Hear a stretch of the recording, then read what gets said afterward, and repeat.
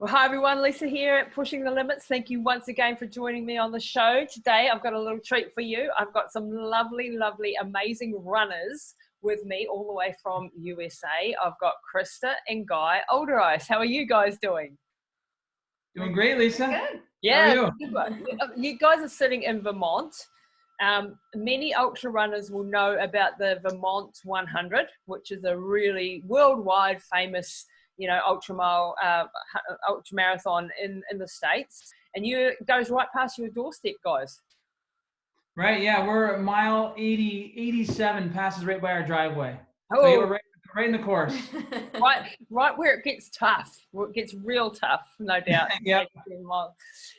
So today, guys, out there listening, I wanted to introduce you to Krista and Guy. These are dear friends of my dear friend Vin Famularo, who's really our key man in our company at Running Hot Coaching, and he is in Connecticut, and he's introduced me to these lovely people. So they're going to share a little bit their stories today around ultramarathon running, and Krista and Guy have a website which is Blue Collar Runners. So it's just bluecollarrunners.com, isn't it, guys? Mm-hmm. Yep. Which is telling the stories from everyday runners. Is that right? Yeah, we're just spotlighting the everyday runner who just kind of inspires us. People all over the U.S. we've spotlighted. So yeah, it's just an adventure. Pretty cool. So I want to dive into the background, and we've been talking before we started recording, and I'm getting a bit of background, and we're going to have to repeat a lot of it, guys. So Sure. Now, you two are married. You've been together since you were like high school sweethearts. Is that right? Yes. Yeah. We had our first date in 1991. Wow, that's so cool. And you've got two young boys, 15 and 17 years old, and you're a financial planner, Guy. And what do you do, Krista, for a day-to-day job, or are you at home, or are you working? Yeah, I work for him, so kind of do the business side of it, the admin side, and then helping with the writing. All the hard stuff, by the sounds. All the real stuff, is it? That's right. That seems to be like in my household. I do all the public-facing stuff, and then behind me, Neil, Vin, and my husband Hazley are trying to pick up all the mess that I make. Yes. That's right. And actually do the hard yards. So you guys are ultramarathon runners, and you've been doing this now for a decade. Now, are you super talented runners, or how did you get into this? Well, actually, Krista was much more accomplished. I mean, she was a great cross country runner back in high school and did real well. I, on the other hand, was not a gifted runner by any means. I played basketball and did very short distances, and in my 20s and into my mid 30s didn't run more than a couple miles over 15 years. So yeah, no gifted background for us at all. But Especially me. You had a bit of speed though, Krista. So yeah, I would say back in high school probably. That's since gone away, and now it's run long. Yeah. I was more of an endurance rider, so I did the 100-mile and 50-mile races on horseback. Wow. And I would see all these crazy ultra runners at the Vermont 100 when I was riding it back in the early 2000s. Just wondering, what the heck are they doing? Like, why would you do that? Does this run simultaneously, the horse race and the running race? Yes, it's like one of the only ones left that you were on the same course at the same time with the horse and the runners. So it's pretty fascinating. Yeah, it's neat. Yeah. And so you have a huge background as an endurance horse rider. But what sort of changed that for you? I know you had an event. Yeah, in 2015, I was badly kicked by a friend's horse. So it was a pretty bad shatter of my elbow, shattered in about 10 places. So I had 3 surgeries in about a year. And I just needed to take a break from that side of my life. And I was wondering, what am I going to do? Like, I need that kind of physical push. And luckily, Guy was in the midst of, doing his ultra stuff. I had kind of dabbled a little bit. I'd done a couple 50Ks, just more socially, honestly, just to kind of be in the community, but it was much happier on horseback. But once that was kind of shifted, then running really became kind of my... I love how you say, I just did a couple of 50. They were not fast. I was just kind of getting around with friends. And as far as, you know, our community, we have the Vermont 50 and the Vermont 100 like right in our backyard.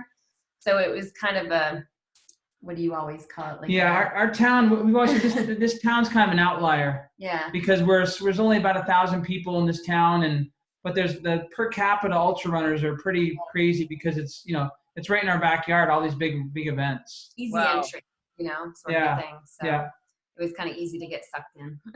Yeah, you sort of saw it happening and going past your doorstep literally every day. So you sort of get sucked into that world. And it's a beautiful part of America, isn't it? It's a beautiful place. Oh, it's gorgeous. It's quiet. It's a beautiful place to raise kids. And I think in our oldest son, Justin's class, I would say out of the 20 parents, didn't we figure 15 had done like the Vermont 50? Wow. So, I mean, it's pretty fascinating. Like, I think everybody is outdoors a lot. It's, I mean, you can literally walk out, you know, you walk out of your back door and you're on dirt roads, trails. The Mount of Scutney is 2 miles away. So there's a playground right outside of our door that we, you know, so we're real lucky. You're very lucky. You were definitely very lucky. So I mean, that's quite interesting when you say like so many of the parents that your kids went to school with are ultramarathon runners. Do you think, because a lot of people think that ultramarathon running is only for the elite and only for the super gifted and the super tough. What do you say to that? What do you think about that? Oh yeah, we know from experience that nothing could be further from the truth. The first year I ran my first 100, I ran it with 2 friends that lived in town, a guy named Fred and a guy named Jim and myself. The 3 of us were, I mean, we had no special skills. We weren't great planners, and we all went out and tackled this 100-mile run, you know, despite people telling us we were crazy and family members, you know, most people had never heard of it. You know, this wasn't even an event. So, but over the next few years, the 3 of us went out. At one point, we all got to finish, all of us. And so, it was just, what I learned is, I mean, 90% of this, I think, is mental, you know, just that mental toughness. Yeah. And it's something that you learn along the way, isn't it? Yeah. Mm-hmm. So I know you said like back in 2011 when you guys sort of started, or you know, you got underway in it, you did have no idea. You were just like, you said you turned up in your Walmart socks and oh yeah, I mean, our gear was I was running in just like ASIC road shoes. I had socks from Walmart. I had no special foods. I mean, I hadn't done any research, but we just went out there and, you know, went aid station to aid station, and what we found over the years is it really became about being outside and just, you know, seeing how far you could push yourself. And honestly, I think all of us pushed each other, you know, and it was just that social part of it was a big thing. I think I was starting to wind down, and then Krista, you know, got into it, and then I kind of rejuvenated me because some of my friends were moving on and doing other things. And so Krista came in 2015, and then we kind of just, you know, it started doing more. I know, like one more race. It is the famous just one more. One more. That's right. So yeah, there's a lot of things always sound good on paper, you know, when you come up with these ideas on runs with friends, and you're like, what did I agree to? And you know, I got to do that. I definitely know that problem when you're you're reading something on a website and it's yes, it's exciting. Always in trouble. Yeah, and especially even if it's over a glass of wine, you end up signing up for something and going, oh no, what have I done? I've had a few times where I've opened my email and I get an email saying thanks for signing up for this race, and I'm like, I have no idea. And come to find out, Krista signed us up for a race. I'm like, so now I just get used to it. Yeah, no times. Just do it. You just do what your wife says, you know, happy wife. That's right. I'm like, okay. I hacked into his ultra sign up. That's classic. So how many things, and you do all your running together, you know, how do you find that as a couple? Like I have to admit with my husband, I can't, we did do runs together, but we don't run much anymore together because we're different paces now. He's gotten better. I've sort of slowed down and gotten older and been doing it for too long in the tooth, I think. We end up arguing if we go running. So, how do you guys find that as a couple? I think for us, it's like really therapeutic. Like we figure a lot of things out in the runs, like whether it's, you know, things we talk about the kids, like any issues they're having, or I don't really know how to explain it, but it's a time that we can just be really free of anything. So like it just, everything comes out. Yeah. And literally like I said before the podcast, like we do everything together. So like I said, if anyone sees one, it's usually the other. And he's way faster than me. But if we're doing any sort of speed work, like he'll just go ahead and then come back, or you know, so any sort of like speed work, which we're not the greatest at, he'll just kind of go a little bit ahead, and it gives me a push to try to keep up with him. As far as that, but and then I think, in terms of like race day, we're kind of both on the same page, is that we're not really that worried about, you know, how great our time is. We're definitely finishers. You know, first we want to finish, and you know, we know we're never going to be elite. You know, we're never going to be in that cream of the crop. I mean, some of the times these elite athletes put up are just, they blow my mind. I don't know how, it's unbelievable. So we're pretty happy being just kind of, you know, we just chug along and, you know, crank the miles out. So usually we just, you know, we run one of the 100 miles, we ran the whole thing together. That was special. Yeah. Being able to start and finish the whole thing together was pretty magical. That was 2000. Yeah. Because you all have to be on the same page as far as, you know, nausea or feeling good when. But occasionally, you know, on a long run in a event, if one of us is feeling junky, the other one would say, just go ahead. You know, it's usually when you're feeling junky, you want to be alone anyways. You're a grumpy, horrible person. That's right. Yes, not very fun to be around. For him, if I'm nauseous and I hear like a little wrapper opening, I'm like, oh, I can't eat. So I want him to eat. So just go ahead. Yeah, that's right. Don't eat around me. So how many of the Vermont 100 have you guys done? The 100 miler? So I've done 3, and I've done 8 on horseback. So 3 on foot, 8 on horseback. Wow, that must be a record.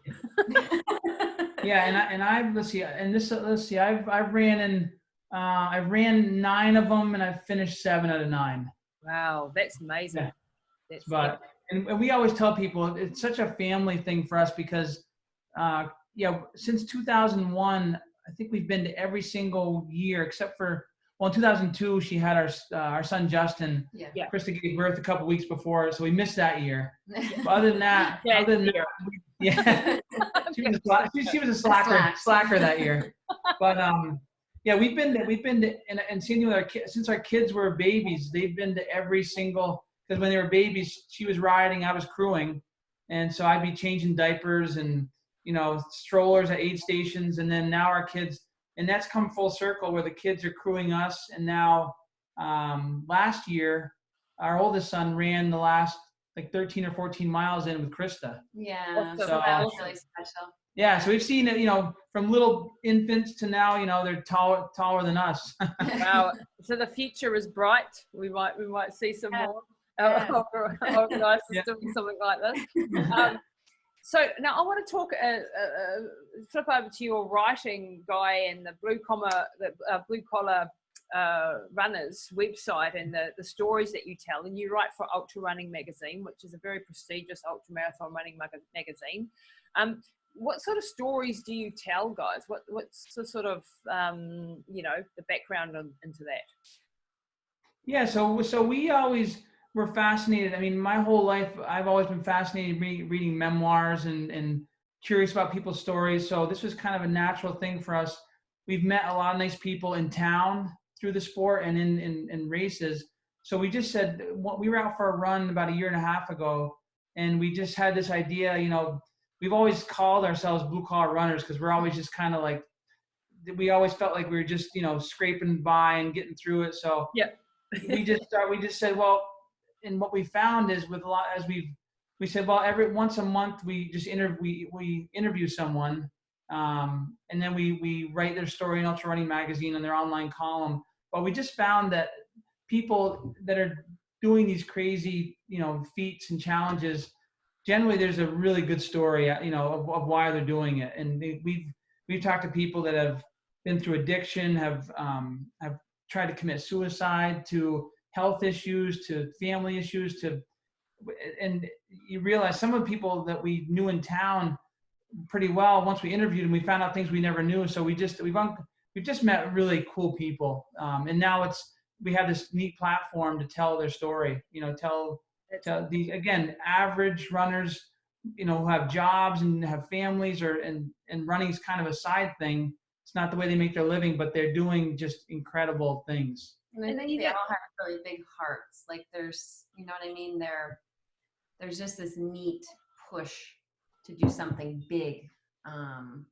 But they're people like I mean, there's a couple of themes running through those stories by the sounds of it, and this is my experience too in dealing with lots of, you know, ultra runner crazy people, and myself as well. I know that, you know, running saved my life, literally. You know, going through some terrible things, and again it's picked me up and given me my life back and my confidence back and my self-esteem, and channeled my I've got a bit of an addictive personality, and if I didn't do running or working, I think I'm doing something stupid.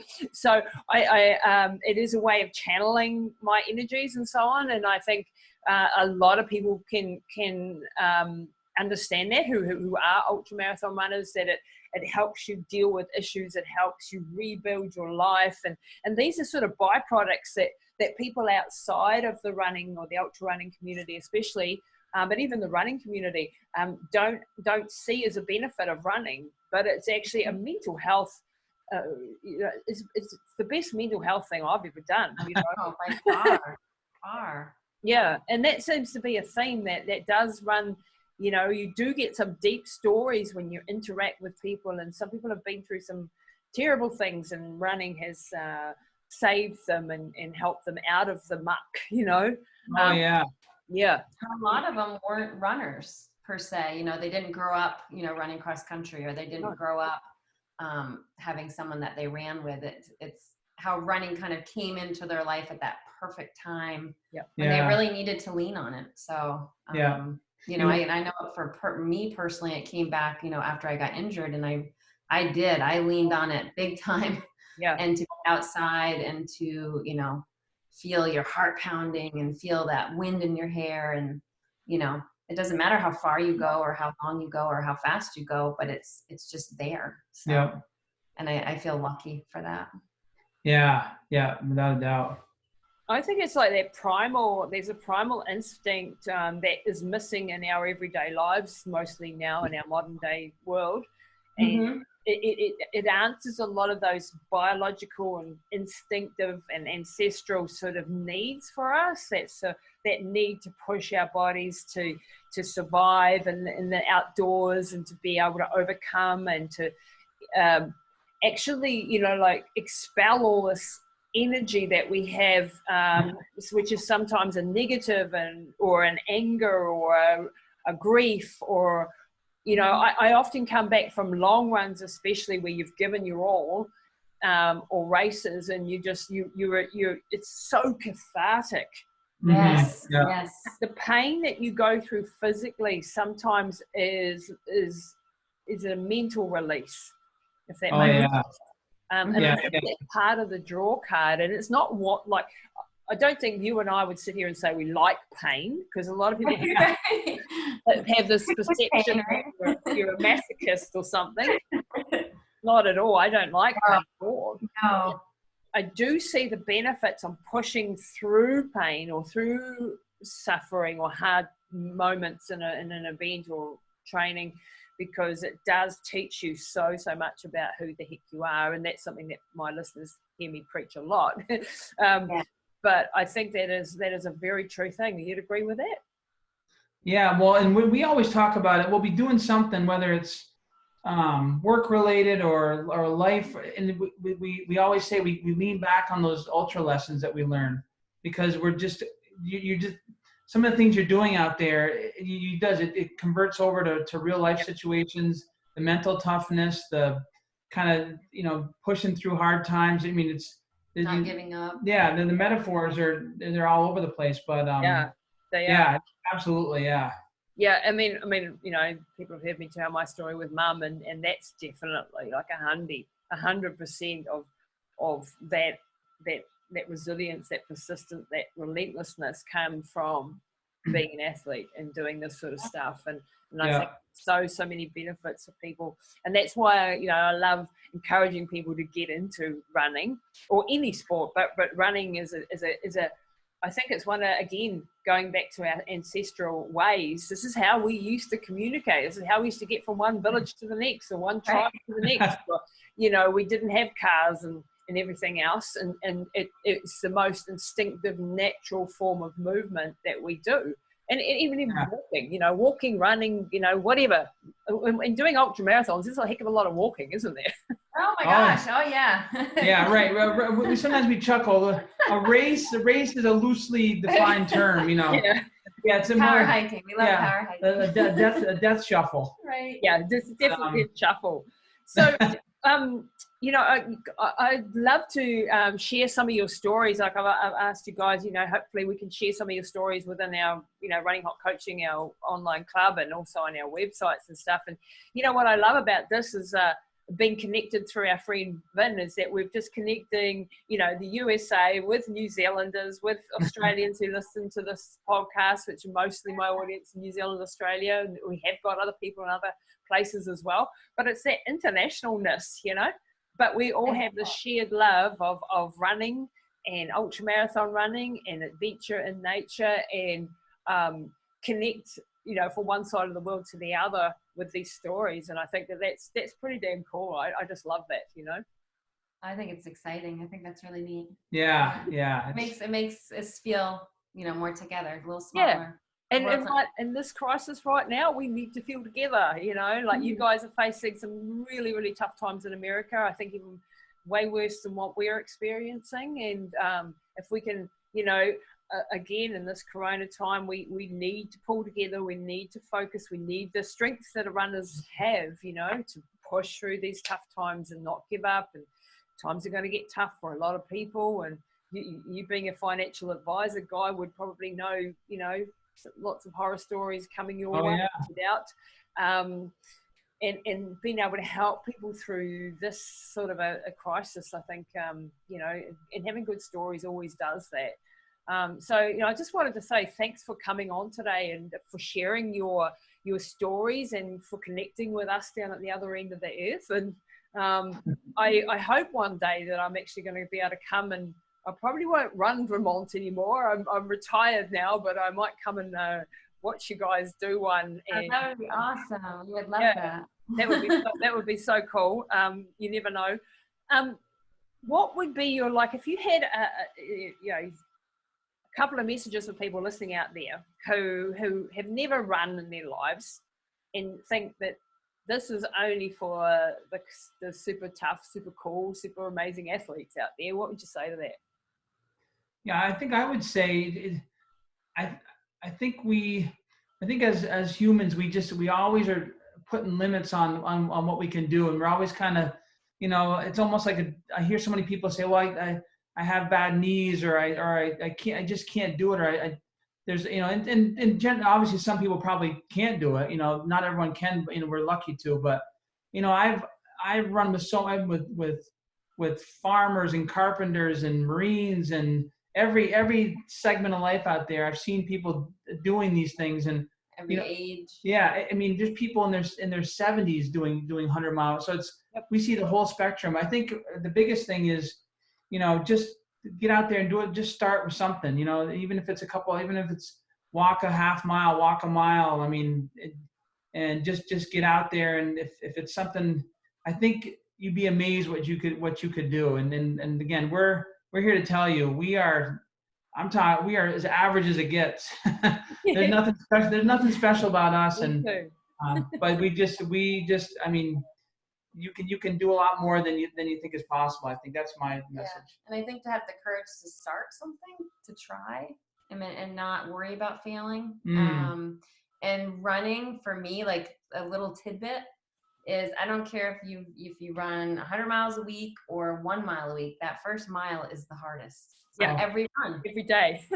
Every day. So I think sometimes people get to that mile and they're like, it's just too hard. But if you know that it's hard for everybody, no matter how often you run or how long you run, I mean, I think that's my biggest take, is that first mile. But after you get past that first mile, things start to loosen up. And, and it is that first 20 minutes of everybody's run, or even 30 minutes for some people, like for me, can be the worst part. And most people give up, and before that, like, the short runners, and they think that the whole time is going to be like that, and you're just getting to the good stuff, right? You're just starting. Guys, you're just warming up, because man, when you get to that warm up part, everything is just clear, and right all the fog goes away. And that's why that warm-up's bloody important, people listening to Isn't this. it? Oh, yes, that's right. It really is. It's a good warm-up before you even go running. And then, I mean, I'm preaching to myself here, because I know that I should be warming up every time. And I have a much better one when I do warm up properly. But we all have a tendency, like, I've got half an hour or an hour, I've got to go straight out the door, and that's right. I'm collecting my kilometers, and I'm collecting my miles, and I've got to see it on Strava, That's right. A warm up doesn't count, so I'm not doing it. And that's a really dumb thing to do. You need to warm up, and you need to cool down too. So that's a good way to finish it. Hey, look, guys, I really appreciate you coming on today, and I want to hear more. I want to share some of the stories that you've already written, and I'd love to do some more connection, have some more discussions with you, and have you in our Running Hots, sharing and being involved with us more, because I love what you're doing, and I think it's pretty cool. Yeah, we love what you're doing. Thanks, too. Lisa. Yeah, Thanks that's for awesome. having us.